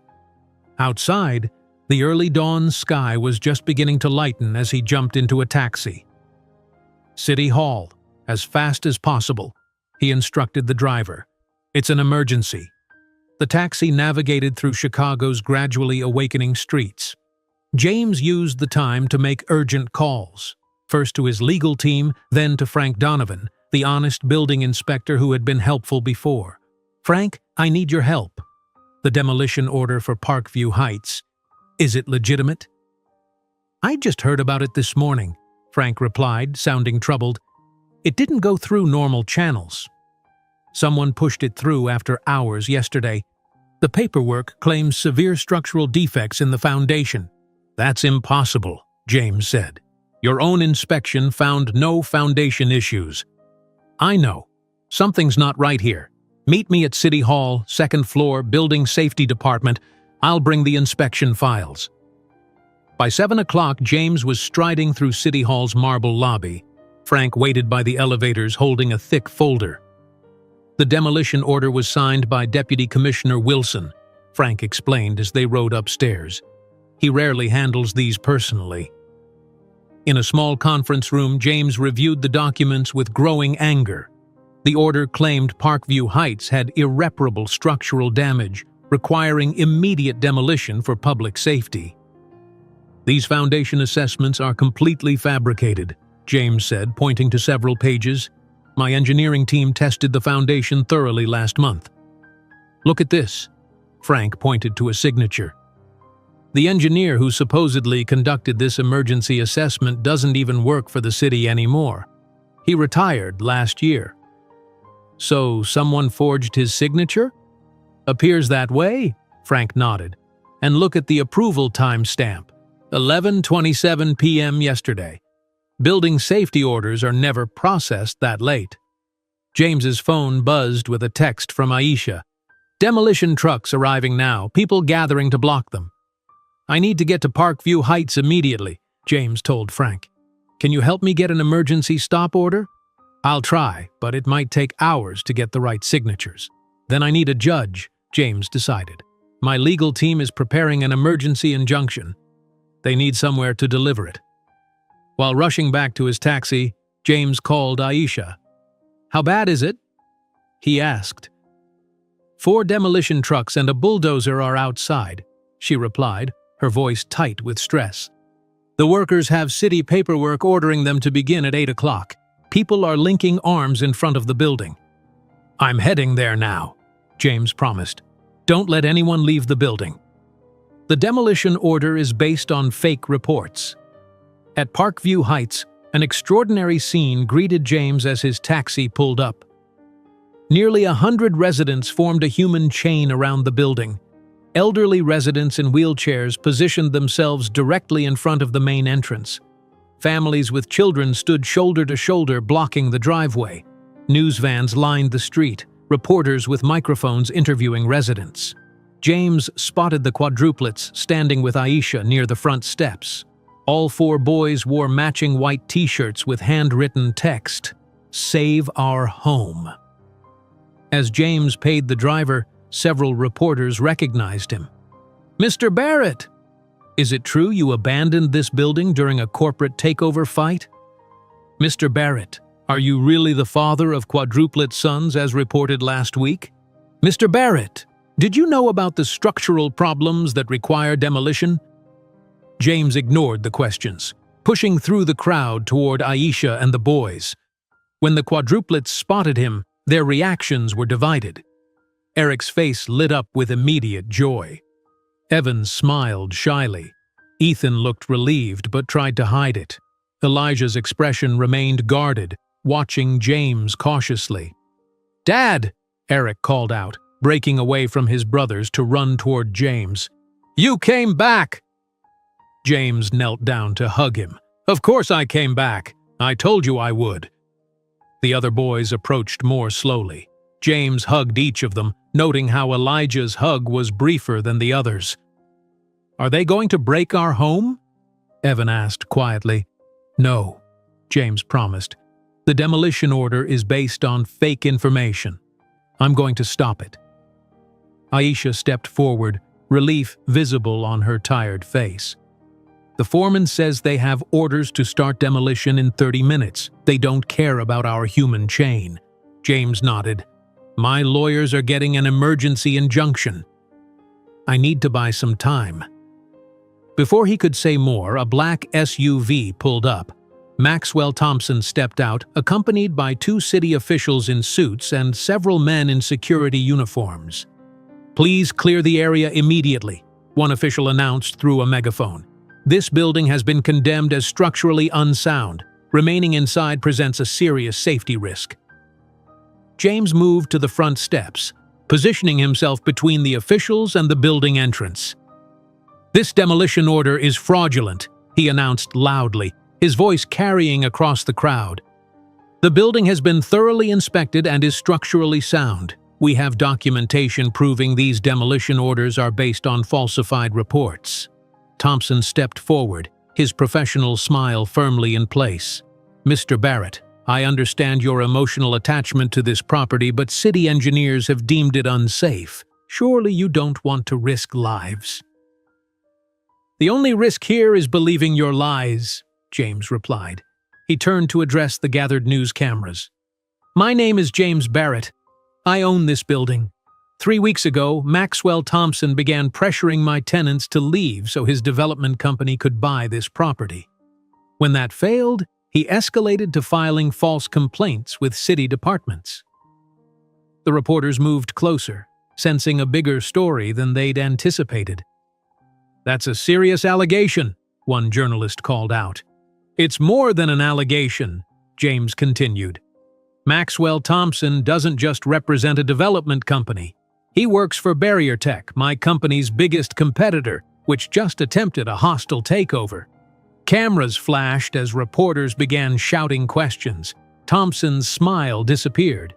"This is absurd," Thompson said. "The building is unsafe, plain and simple."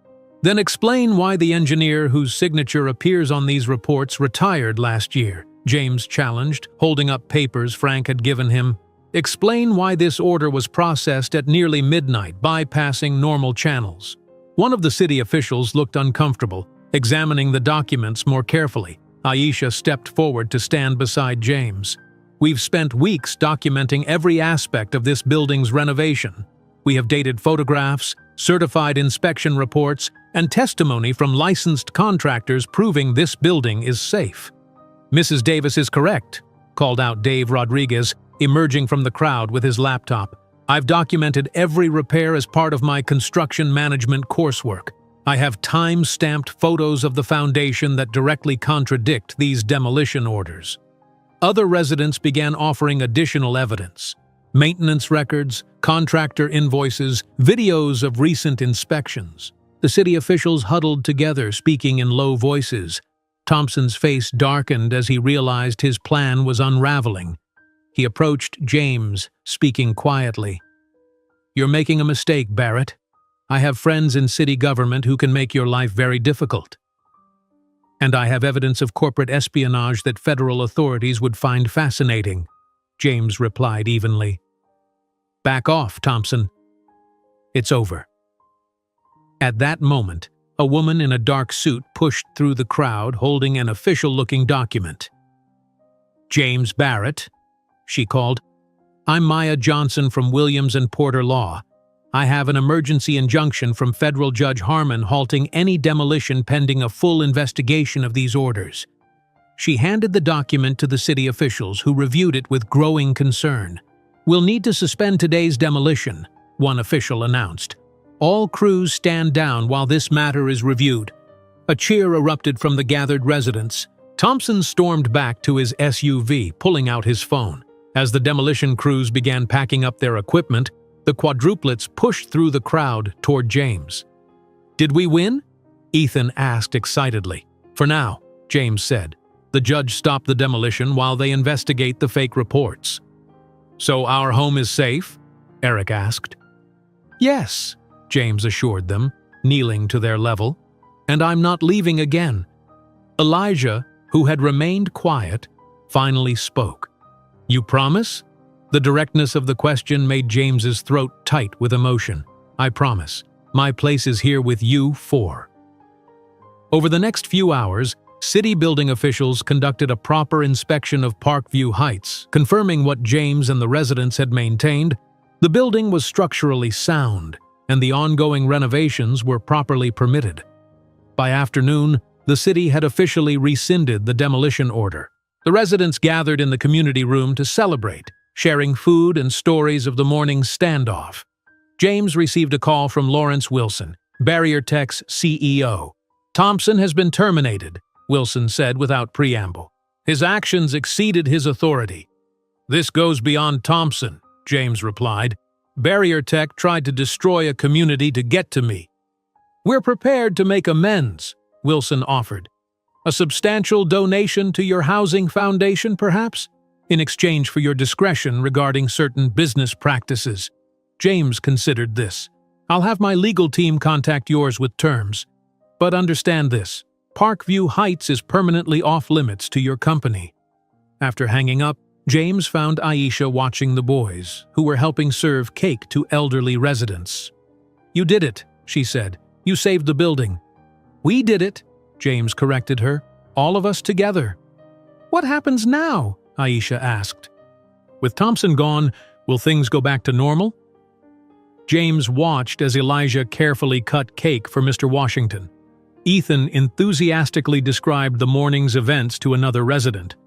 Evan quietly collected empty plates. Eric gave Mrs. Henderson an extra big piece of cake. "I don't want to go back to normal," James said. "I want to go forward. This experience has shown me what matters." "And what's that?" Aisha asked. "Family, community, using privilege for something meaningful. James turned to face her directly. These past weeks made me realize I've built a successful company but never a real home. I want to change that.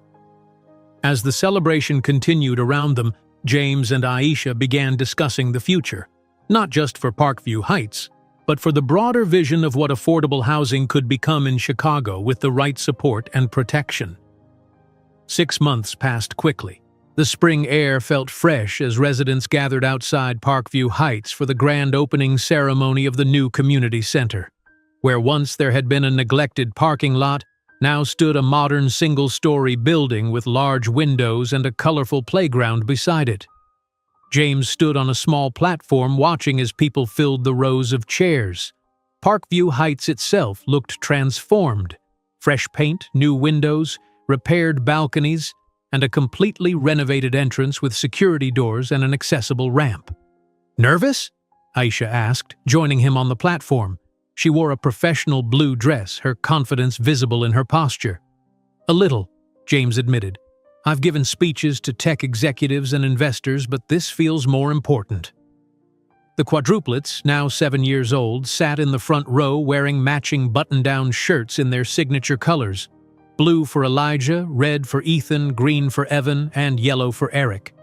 They had grown taller over the past months, their faces slightly less identical as their personalities continued to shape them. "They're so excited about cutting the ribbon," Aisha said, smiling at the boys. "Ethan has been practicing with scissors all week." At 11 o'clock exactly, Mrs. Henderson approached the microphone.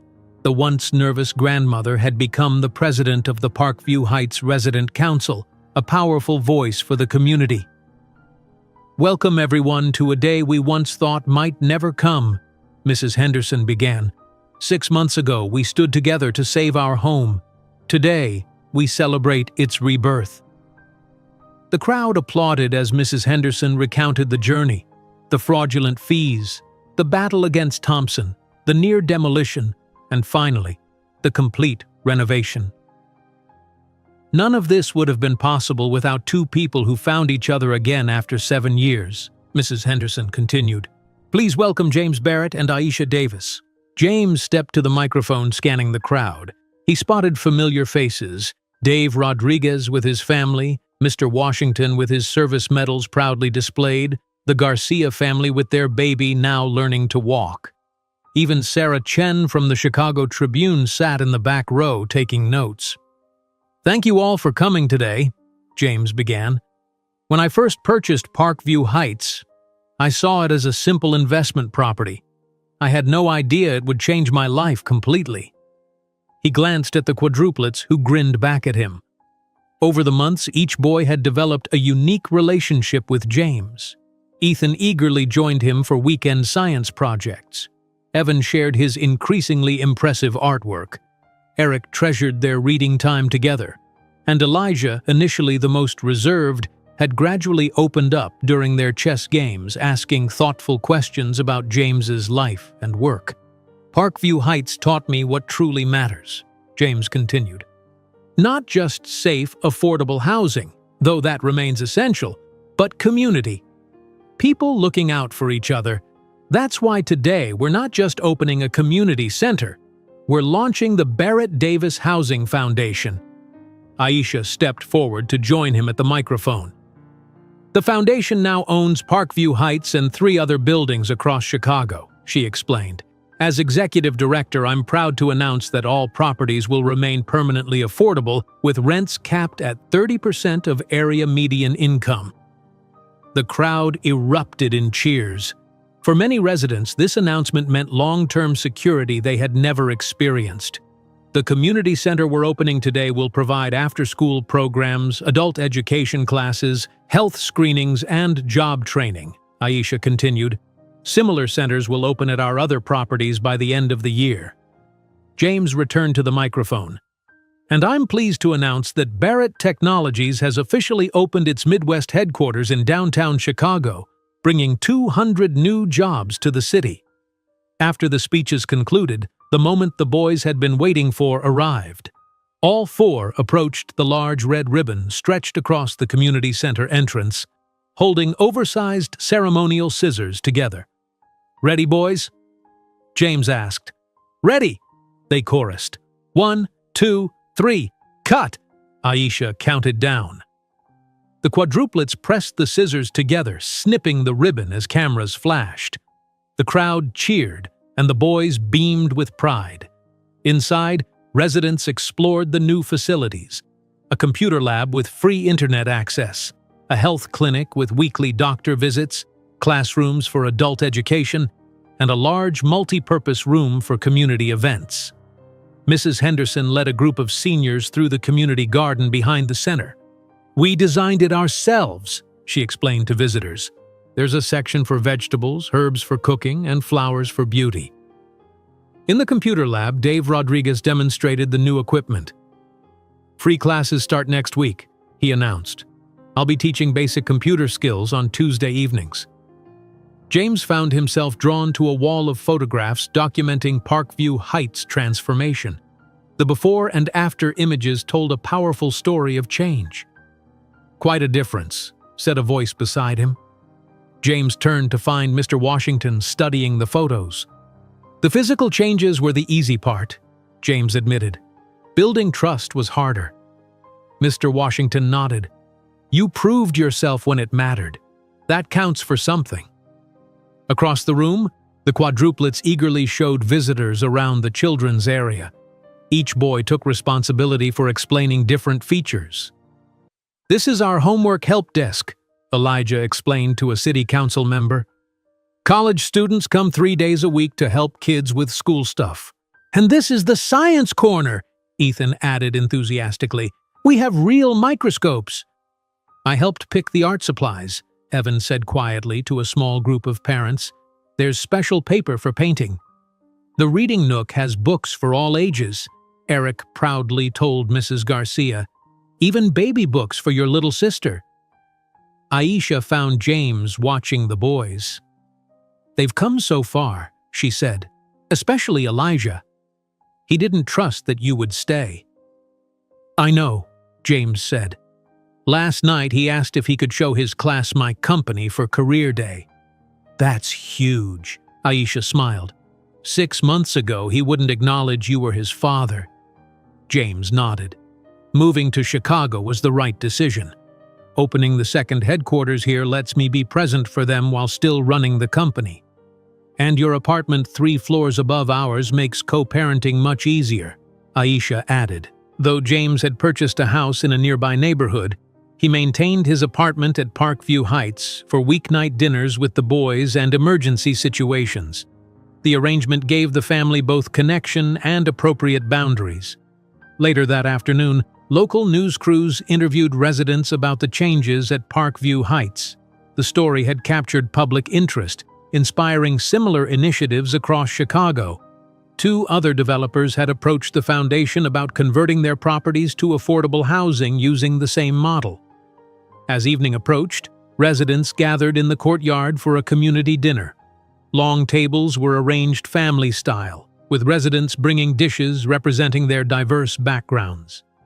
At sunset, a surprise fireworks display lit up the sky above Parkview Heights. The quadruplets sat on a blanket with James and Aisha, their faces illuminated by the colorful bursts overhead. "Dad?" Ethan tugged on James's sleeve. "Yes? If you fixed this building because it's where we live, can we help fix other kids' buildings too?" James looked at his son, struck by the simple wisdom of the question. "That's exactly what we're trying to do with the foundation." "But can we help?" Ethan persisted.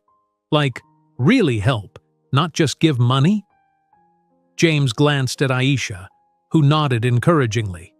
"What did you have in mind?" James asked. "Maybe we could visit the other buildings and ask the kids there what they need," Ethan suggested. "Grown-ups sometimes don't know what kids really want." "That's actually a great idea," Aisha said. "The foundation should have youth advisors." "I could draw pictures of what the new places could look like," Evan offered quietly. "And I could help little kids learn to read," Eric added. Elijah, who had been listening carefully, finally spoke. "If you're helping people because you're rich, We should help too because we're your kids."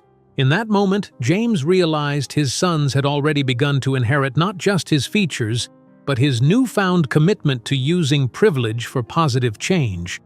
The transformation of Parkview Heights had changed them all. The story that began with an unfair housing fee had evolved into something much more significant, a model for ethical urban development, family reunification, and community empowerment. What Thompson had tried to destroy had instead become stronger, bringing together people who might otherwise never have connected. As the final fireworks faded, residents remained in the courtyard, sharing stories and making plans. Children played on the new playground equipment, while parents chatted on nearby benches. Elderly residents taught younger ones traditional card games at picnic tables. James looked around at the vibrant scene, then at the four boys who had changed his life completely. "What are you thinking about?" Aisha asked. "How sometimes the most important things find you when you're not looking for them," James replied. The quadruplets had already moved on to a new topic, debating what color to paint the treehouse James had promised to help them build next weekend. Their voices blended together in happy argument as the Parkview Heights community celebrated around them, secure in the knowledge that their home was safe at last. If you enjoyed today's video, I'm sure you'll love the next one. Don't waste time. Just click on the screen